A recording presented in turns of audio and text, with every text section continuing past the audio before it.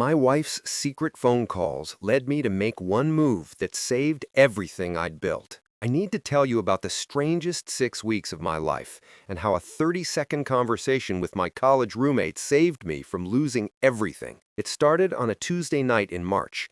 I was working late in my home office when I realized I'd left my phone charger in the kitchen. As I walked down the hallway, I heard my wife Sarah's voice coming from our bedroom. The door was slightly open, and something about her tone made me stop. "No, he doesn't suspect anything," she was saying quietly.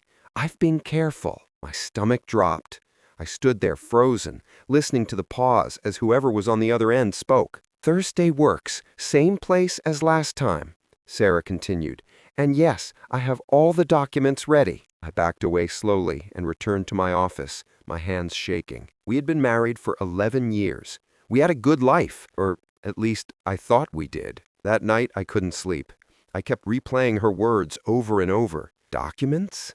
Meeting someone? The way she'd said, "he doesn't suspect anything," felt like a knife twisting in my gut. The next morning, Sarah seemed completely normal. She made coffee, kissed me goodbye before work, reminded me we needed to pick up groceries on the weekend. I watched her closely, searching for any sign of the person I'd heard on the phone the night before. Nothing. But then I started noticing things I'd missed before. Her phone was always face down now. She'd take it with her even when she went to the bathroom. A few weeks earlier, she'd changed her passcode. When I'd asked about it casually, she'd laughed and said she kept accidentally opening apps in her purse with the old one. I also realized that our conversations about money had shifted. Sarah had never been particularly interested in our finances before.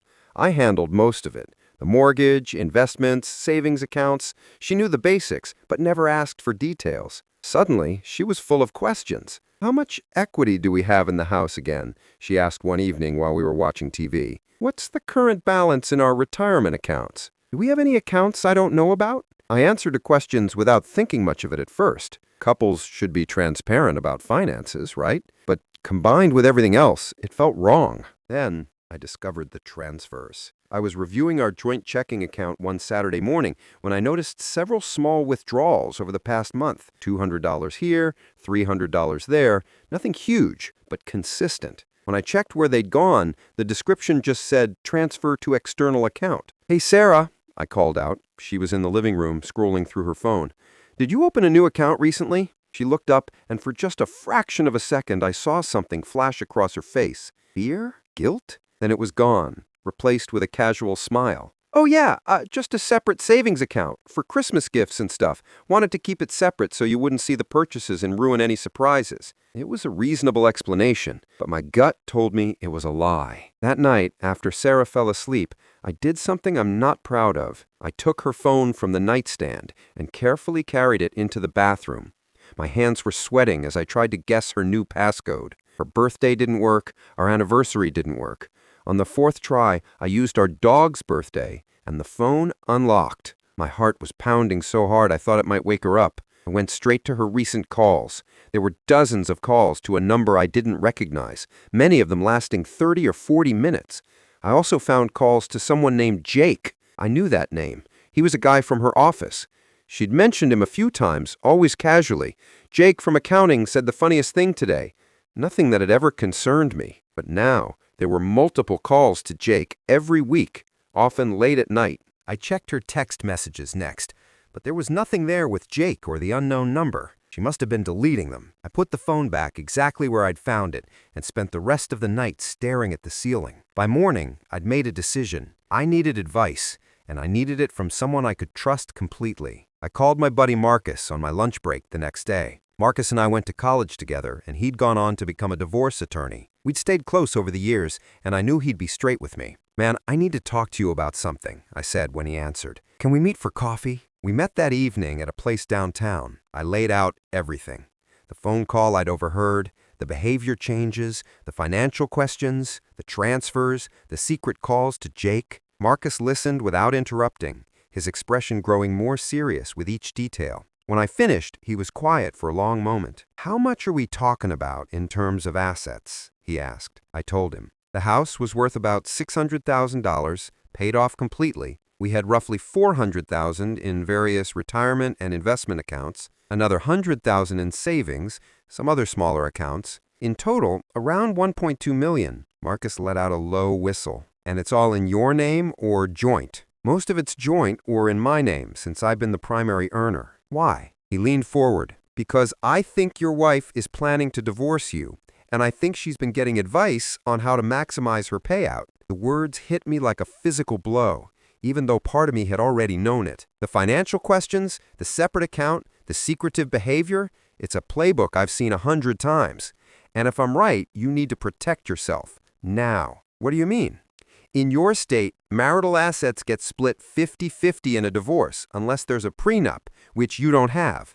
That means she could walk away with half of everything. But here's the thing. Assets that aren't in the marital estate can't be divided. My mind was racing. What are you suggesting? I'm suggesting you need to move your assets somewhere they can't be touched. And you need to do it before she files. Because once those papers are filed, transferring assets becomes a legal nightmare and can be reversed by the court. Where would I move them? Marcus thought for a moment. Do you trust your mother? I did. My mom was 72, sharp as ever, and completely trustworthy. My father had passed away 5 years earlier, and she lived comfortably on his life insurance and pension. Put everything in her name, Marcus said.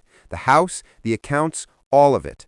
Make it a gift. It'll be out of the marital estate. If your wife does file for divorce, there's nothing for her to claim because technically you won't own anything. Is that legal? It's a gray area, Marcus admitted. If a judge determines you did it specifically to defraud your spouse, there could be consequences.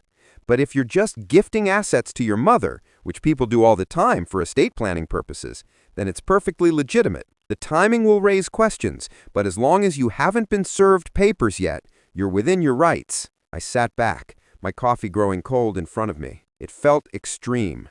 But everything Marcus was describing matched what I'd observed. How fast can this be done? I asked. If you move now, a week, maybe 2.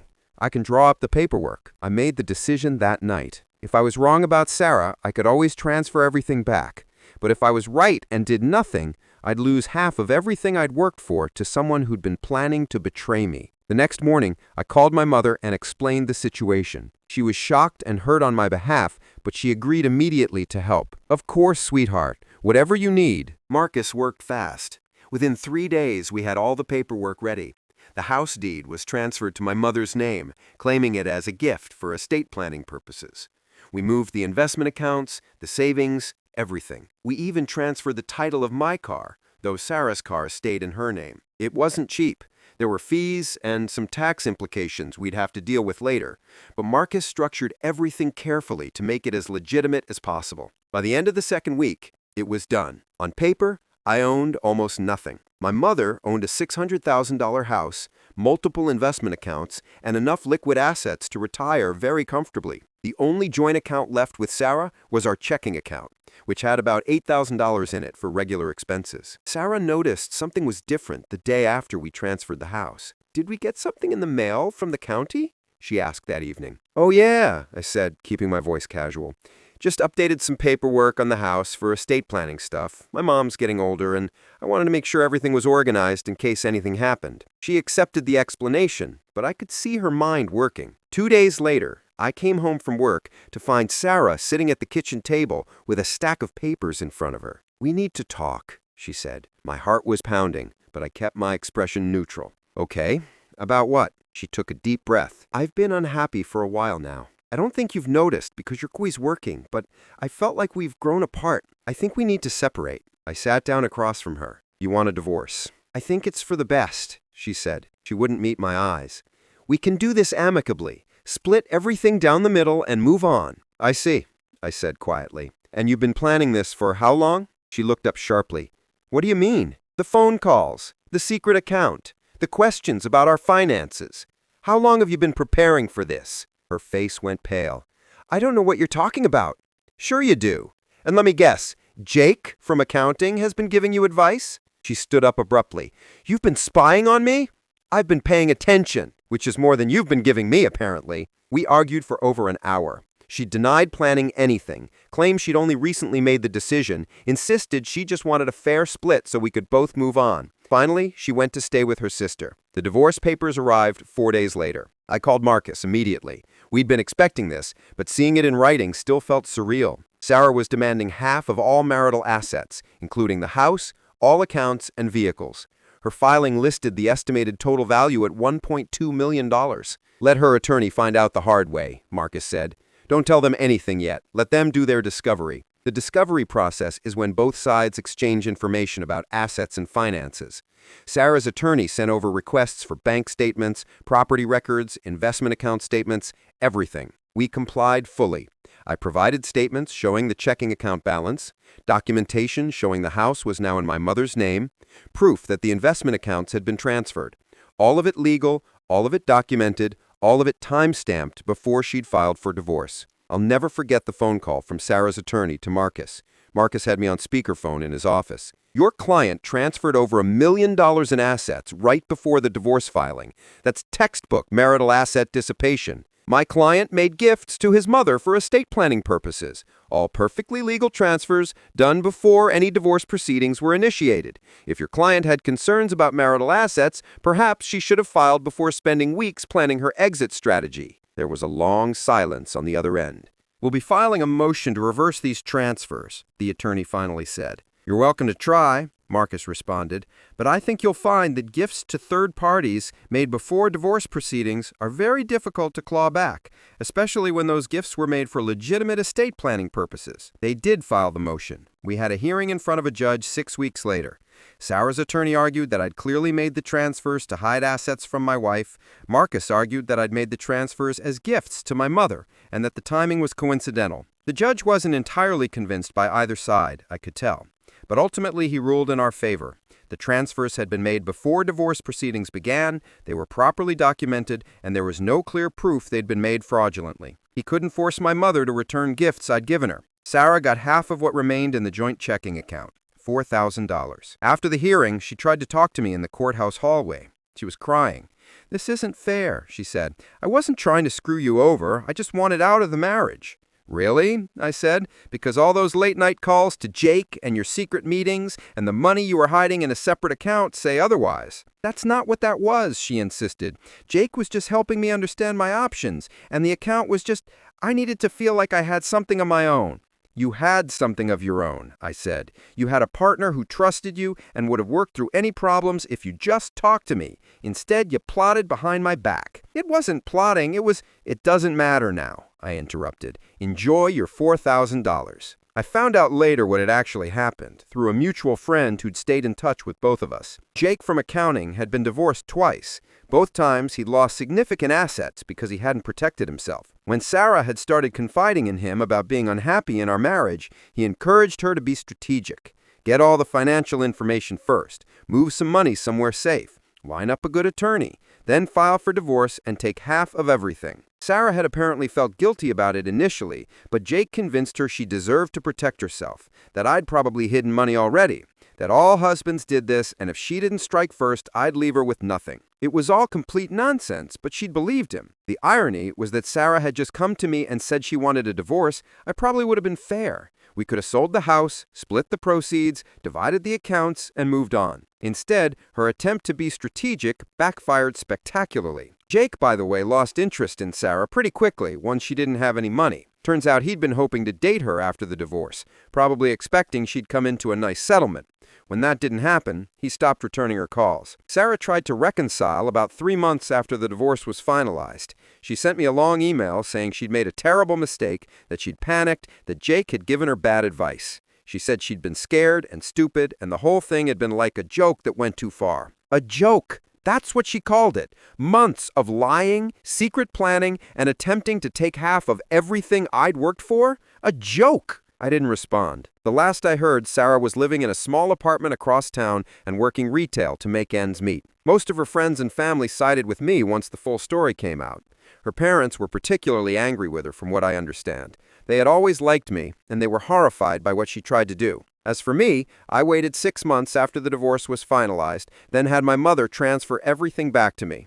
Marcus had advised waiting to make sure there were no additional legal challenges. When none came, we reversed all the transfers. My mother signed the house back over to me, we moved the accounts back, everything returned to exactly how it had been, minus what I'd spent on legal fees and transfer costs. I also made sure to send my mother a very nice gift as a thank you, a 2-week cruise to Alaska that she had always wanted to take. It was the least I could do. Looking back now, I still can't quite believe it all happened. There are nights when I lie awake thinking about how different things could have been. If I hadn't overheard that phone call, if I hadn't called Marcus, if I hadn't moved fast enough, I'd have lost half of everything to someone who was actively plotting against me, all while I sat there thinking we were going to work through our problems together. The experience changed me in some ways. I'm more cautious now, more aware. But I'm also relieved. I learned who Sarah really was before it was too late. And I learned that sometimes protecting yourself isn't selfish or paranoid. Sometimes it's just necessary. Marcus and I still meet for coffee regularly. He always greets me the same way. "How's your mother's real estate portfolio doing?"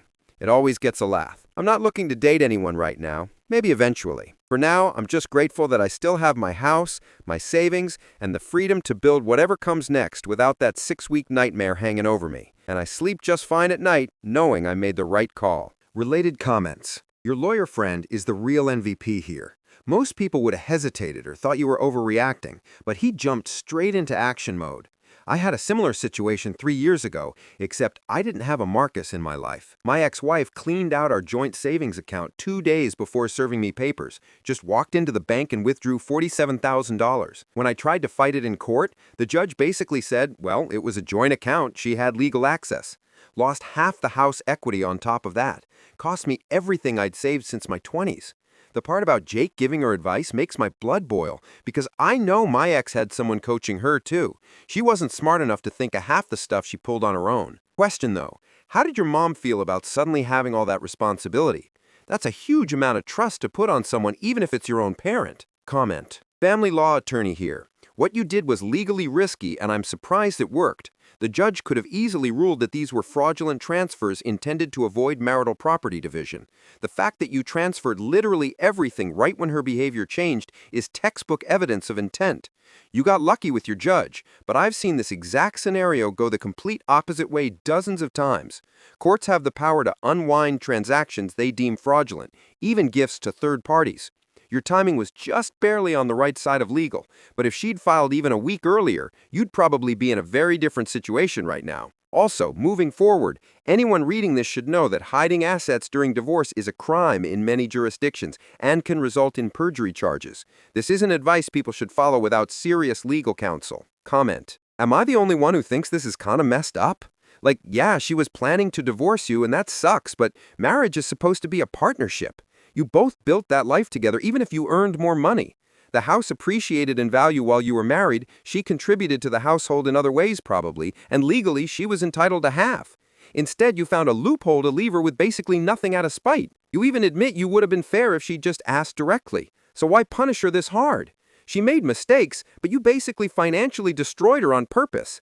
I don't know, man, this feels less like justice and more like revenge. Comment. The transfer to your mom was genius, but also terrifying. What if something had happened to her during that time? Medical emergency, accident, anything. You would have been completely screwed with zero access to your own money. I went through something similar in 2019, but I moved everything into a trust instead of putting it in my dad's name. Gives you more control and legal protection. Also protects the assets if your parent gets sued or has medical debt or nursing home costs. Your mom sounds solid, but this could have gone sideways in so many ways. Glad it worked out, but anyone reading this should talk to an estate planning attorney about trusts, not just do straight transfers to relatives. Comment. So everyone's focused on the legal strategy, but can we talk about the actual relationship breakdown? You guys were married for 11 years, and apparently she felt so unheard that she turned to a divorced coworker for advice instead of marriage counseling. Not excusing what she did, but something was clearly broken long before the secret phone calls started. You mentioned being in your home office working late. How often was that happening? The fact that she said you never noticed she was unhappy suggests there were probably signs you missed for months or years. I've been married for 16 years and went through a rough patch around year 9.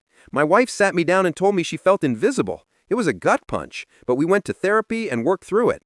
Just seems like this whole nightmare could have been avoided if you guys had actually communicated before it got to the point of secret bank accounts and divorce attorneys. Comment. Jake is the real villain in this story, and nobody's talking about it enough. This dude watched his coworker's marriage fall apart and decided to use it as an opportunity to manipulate her into making terrible decisions, probably hoping he could swoop in after she got a big settlement. He gave her objectively terrible advice that left her broke and alone, then ghosted her when she didn't have money anymore. That's genuinely sociopathic behavior. Sarah made her own choices, obviously, but Jake deliberately sabotaged someone's life for his own benefit. Does she still work with him? Because if I were in her position, I'd be filing complaints with HR at minimum. What he did might not be illegal, but it's absolutely predatory, and your workplace shouldn't tolerate that kind of behavior between coworkers. Write what you think about this situation. Also, if you like this video, give a thumbs up, subscribe, and turn on the bell to receive notifications about the latest videos. See you next time. Bye-bye.